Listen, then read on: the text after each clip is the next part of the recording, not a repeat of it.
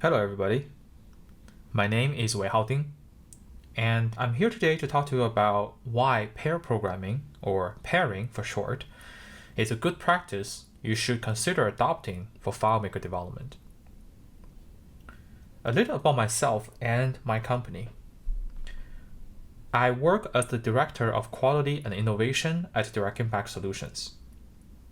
We are a Claris Platinum partner that helps our clients to do digital transformation with our employees and partners in the United States, Canada, and France. I've been a professional FileMaker developer since 2014. I'm driven. I like to challenge assumption, which I think is why they put me on this position. One of my primary responsibilities is to identify and promote best practices to our employees and our community, so we can continuously improve our work quality. To fulfill that responsibility, I create educational content on Direct Impact's blog site, our YouTube channel, and of course, for events like AutoEnter. I also run a discussion group for about 300 Chinese-speaking FileMaker developers and have a personal blog that I post Chinese FileMaker educational content on. Links to this are in a later slide. I like food, both cooking and eating it. I like Sichuan cuisine, and I think my mapo tofu is better than a lot of restaurants. I love cats. I have 2 of them. I think they're wonderful beings, and they kept me companied when I work from home. Speaking of working from home, the practice I'm going to talk about today, pair programming, or pairing for short, is a practice we adopted a few years back, but it really shined in the last 2 years during the pandemic when we work remotely. It helped us avoid knowledge silos, build team cohesion while working remotely, give us the social interaction we needed, and made our work enjoyable during the difficult time. So, I want to use this session to introduce and share our experience with pairing. I hope this will help you to overcome similar challenges and make development fun for you. Let's start by answering, what is pairing? In simple words, pairing is 2 people working together on a single problem. It might look like a buzzword, but it's not a new technique invented in recent years. We as a species has been doing it for thousands of years. Under the development context, pairing is commonly referred to as pair programming. It usually involves 2 developers working together on the same feature using shared controls. This could be 2 developers sitting next to each other using a shared computer, or 2 developers doing screen sharing remotely. Typically, the 2 developers will agree on objectives before the pairing session. One developer will take control of the mouse and keyboard and start developing. This developer is taking the driver role. As the driver, they will be in charge of most small decisions, like what type of data type to use for new fields, how to name variables, where to place objects, what functions to use, etc. The driver usually explains what they're doing as they go. The other developer will have their eyes on the screen and focus on all the long-term decisions, such as the design and architectural details. This one is referred to as the navigator. The navigator will ask questions about the current implementation to understand if it affects the long-term decisions and provide feedback for errors or design improvement. After a short period, the 2 will take a break and switch roles. The navigator becomes the driver, and the driver becomes the navigator. The pairing session will last until the agreed objectives are achieved. I think for many, including myself, when learning pairing for the first time, 4 words fly towards us in big, bold font with all caps. What about the cost? I think I even laughed at the face of my boss, who introduced this concept to me by saying, "Why do I want to spend 2 persons' time to get 1 person's job done?" If 2 people work on the same problem, does that mean the cost doubles? No, not really. Based on our experience, the time it takes to deliver a feature doesn't increase with pairing. How's that possible? First, pairing is optional. We don't and shouldn't pair for everything. Looking at all the user stories we work on in a week, probably only 30 to 50% of those stories would involve pairing. Second, pairing is intermittent and short-lived.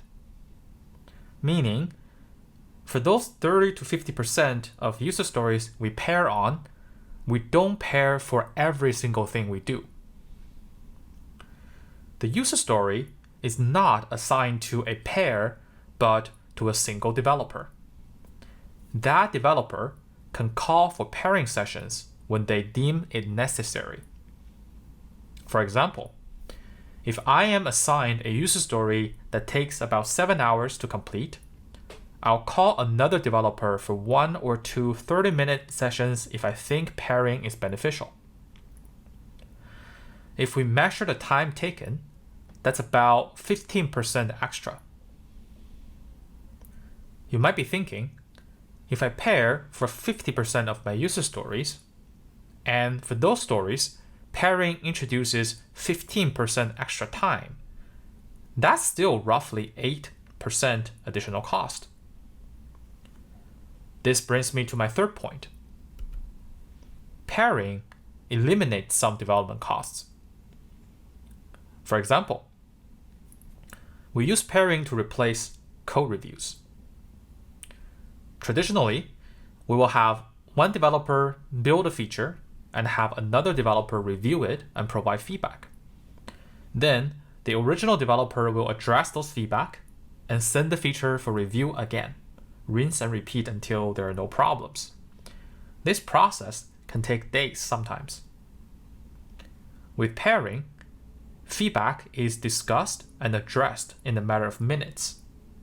And because both developers are authoring the feature, we are more likely to create a better design that simplifies the implementation complexity for future changes, further reduce future development costs. So no, the pairing doesn't double the cost. And I hope these reasons will remove some doubt or roadblocks for you to try pairing. And of course, talking about cost without value is not meaningful. Pairing offers values that are beyond efficiency value. Pairing is a great way to level and sharpen our knowledge. We are talking about technical knowledge such as techniques or best practices, as well as system, organizational, and industrial knowledge specific to an organization or to a project. In this setting, we typically have one junior paired up with one senior. Here, the junior-senior notion strictly refers to their knowledge level on a specific subject instead of their overall experience level.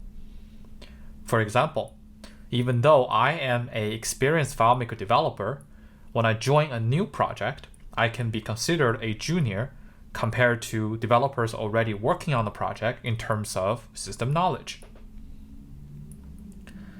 The pairing has this leveling effect where knowledge flows from the person with more knowledge to the person with less. This helped the junior in this pair catch up with the rest of the team, dramatically reduce the chance of having knowledge silos in the team or company. FileMaker as a platform gives so much power to individuals. FileMaker developers are used to wearing all the hats and are proud doing so. And because of that, FileMaker development is traditionally considered a one-person job. But that power is a double-edged sword. Historically, many FileMaker systems rely on a single developer, which makes them vulnerabilities for the business adopting those systems. Once that developer is unavailable, whether temporarily or permanently, those businesses will see the problem and start thinking about whether they want to stay with those systems or even with the FileMaker platform. With pairing, we can confidently say to our organization or clients that we will not become their single point of failure. We can go on vacations knowing our teammates will take care of things while we're away. So, does pairing only benefit the junior in this pair? No. The senior in this pair will likely advance their knowledge. Many of us experience this when we explain something to others. Those things become clearer to us as well. We often come up with new realizations and connect some dots to make us understand the subject even better. Under the development context, some of these advancements in knowledge lead to a better design and improvement of the system. In addition to having a senior-junior pair, sometimes we do senior-senior pair as well. We usually do this to manage complexity. Have you watched those rally car racing games and wondered how the driver could even drive with the road condition and the speed they're at? Well, a navigator is sitting next to him, providing him information and guidance, looking out for things he couldn't afford to pay attention to, and the two of them are moving the car forward as fast as possible and hopefully safe. The same is happening when doing pairing. As one developer builds the feature, the other one can spot errors and bad practices, watch out for the blind spot, and offer advice on the design. This creates an instantaneous feedback loop that will give us the confidence to tackle more complex tasks. And sometimes, the second pair of eyes provide different perspectives that help us remove roadblocks. I can't remember how many times I got stuck because I had tunnel vision on something. After calling in another developer, the problem that was so mysterious to me was clear as day to them, and we were able to get through these challenges together. There are also times when two heads are better than one. When I'm about to make some very crucial architectural decisions, I'll call in another developer and talk through the problem. We will often come up with something better than my original design.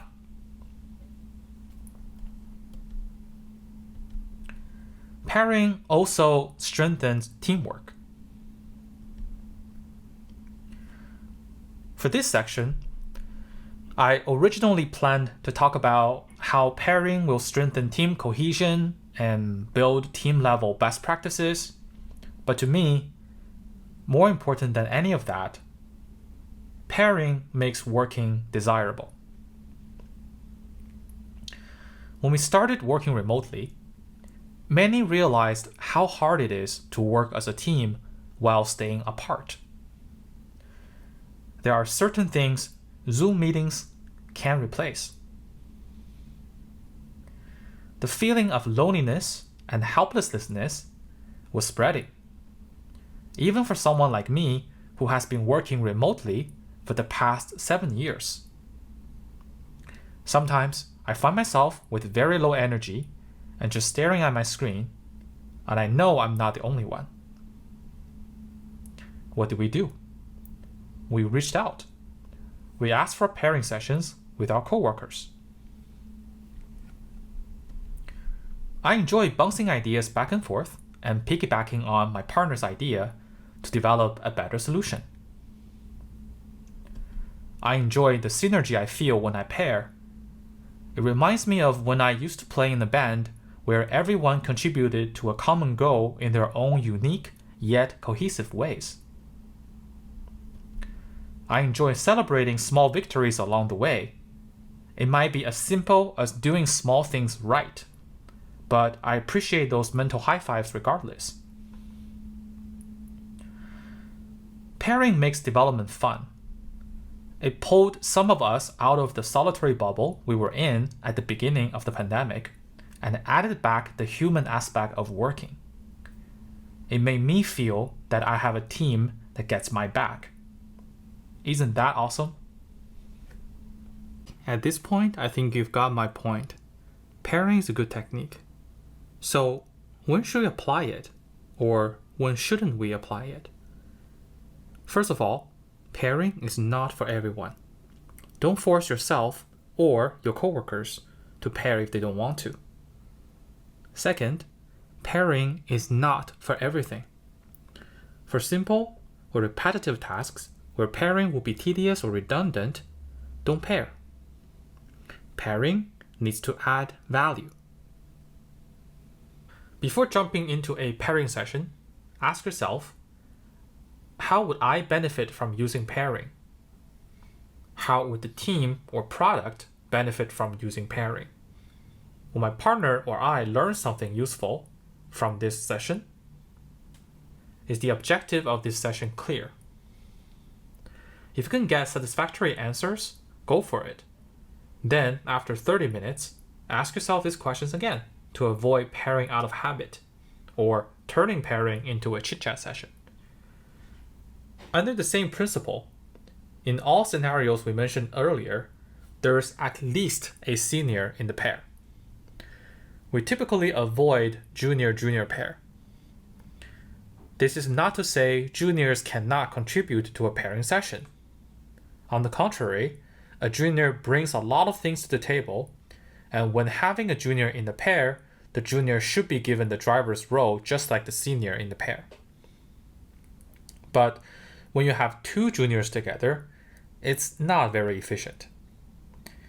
Software development is a job that involves a lot of explorations, but we shouldn't be reinventing the wheel and ignore experiences accessible to us.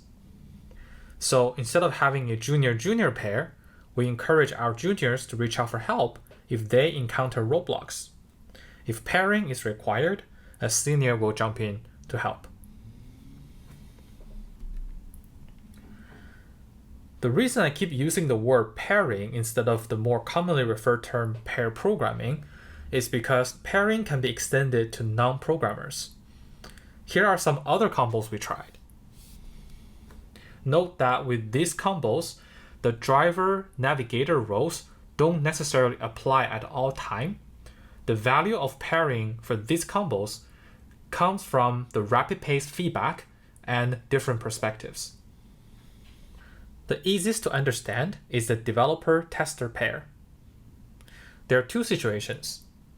If we already have a test plan, the tester can go through the test plan.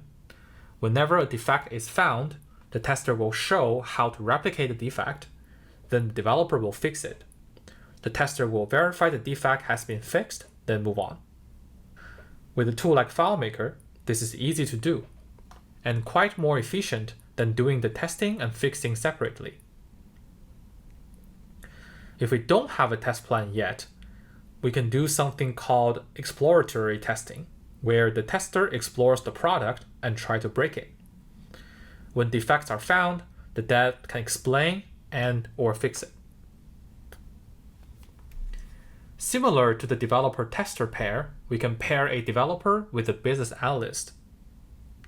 But instead of verifying the defect is fixed, the BA will verify whether the implementation truly meets the requirements at different levels. A lot of times, the developer will appreciate information that can connect what they do with the business domain.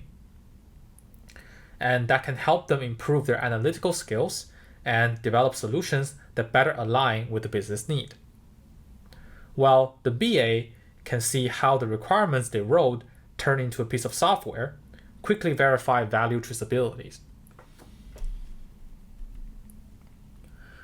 Another combo we find useful is developer-designer pairing. This is especially useful for designers who are not very familiar with FileMaker's technical feasibility. With this setup, the designer walks the developer through a piece of design pattern in details. The developer will attempt to implement it in FileMaker, while the designer looks out for implementation accuracy. During implementation, the developer might find certain design hard to implement with FileMaker, and will communicate this to the designer. The designer will adjust the design to incorporate the feasibility feedback, then show the design to the developer again, rinse and repeat.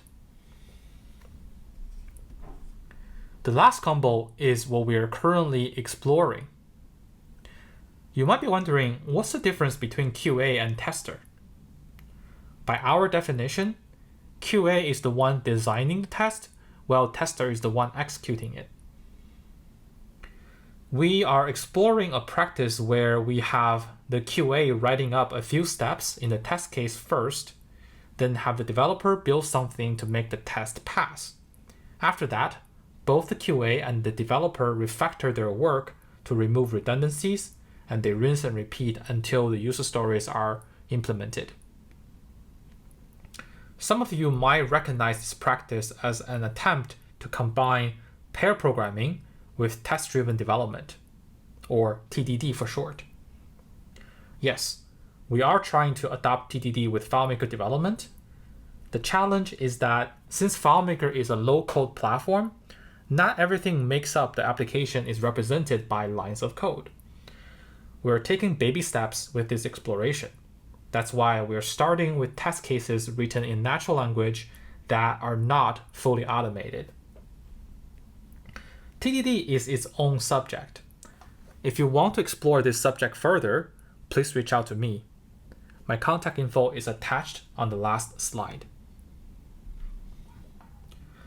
Some of you might be the only developer in your company and couldn't find anyone to pair with you. In this case, consider hiring another developer or working with a partner like us. We pair with our clients the same way we pair with each other, and our contact information can be found on the last slide. All right, in this session, I introduced pairing as a development practice. I spent a lot of time discussing reasons to pair, touched on when to pair, and provided some other combinations that can use pairing. I didn't go in depth about how to pair. If you're interested in picking up this practice, or want to become a better pairing partner yourself, here are some resources that helped me when I first learned about pairing. If you're looking for more content, check out these links. I hope you enjoyed this session. Let me know if you have any questions or comments. Thanks for watching.